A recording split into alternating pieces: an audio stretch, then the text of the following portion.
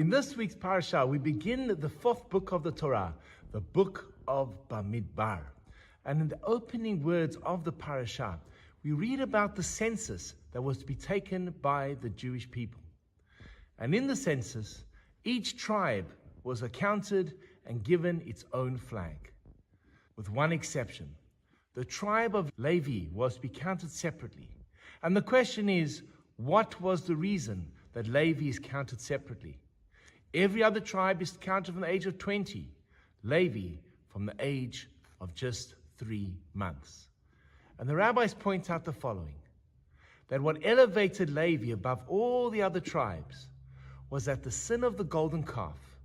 Moses called out, Lemi Hashem Elai, who is for God? And the tribe of Levi stood up.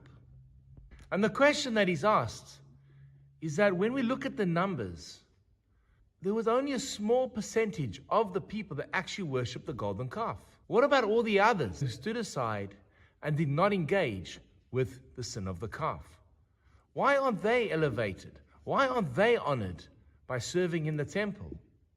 And the answer brought by the first Rabbi of Ger, the Chidush Harim, is astounding.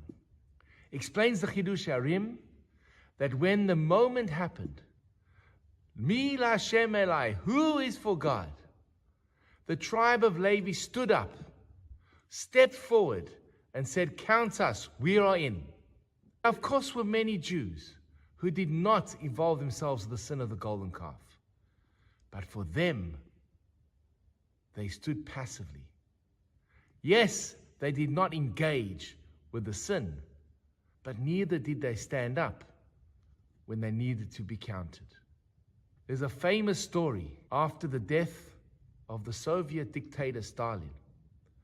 The new head, a man by the name of Nikolai Khrushchev, got up and he started lambasting what Stalin had done and all the crimes of Stalin.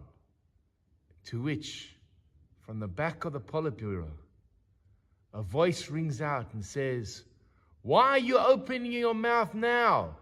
Where were you then? And Khrushchev looks up, slams his fist on the table, says, who dares to speak like this against me? And there's absolute silence in the hall. Not one person moves. The person who uttered those words of condemnation is silent. Khrushchev calls again and says, where were you? Where are you standing? In fact, I know exactly where you're standing. There's a silent, nervous shuffling in the crowd. And Khrushchev smiles and says, you're standing exactly where I stood all those years before. i.e., I should have said something, but I never did because I was too scared. And I allowed for the evil to prosper.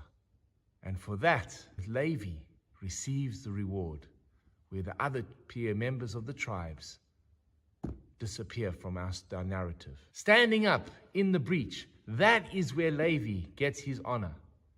To be passive and not to complain and not to call out and not to involve yourself when you see the wrongdoing, that of course is a level. But actually standing up and protesting, that is the key to greatness and the keys to leadership. And so Levi receives his reward, whereas the rest of those who didn't participate, their names are lost in history. When the time comes, are we able to stand up like a Levi or remain passive like all the others, saying, while we pat ourselves on the back, I wasn't involved. True, you weren't involved, but you allowed for the evil to continue. And that too is a statement. Shabbat Shalom. Hi, this is Rabbi Lewin. If you've enjoyed the content of the sermons and the ideas that have been expressed in the YouTube video, please hit that first subscription button and notification bell and share the videos with friends. We'd love to grow the channel and love to engage with you. Please share your comments in the section below. I'd love to hear from you. Have an amazing day.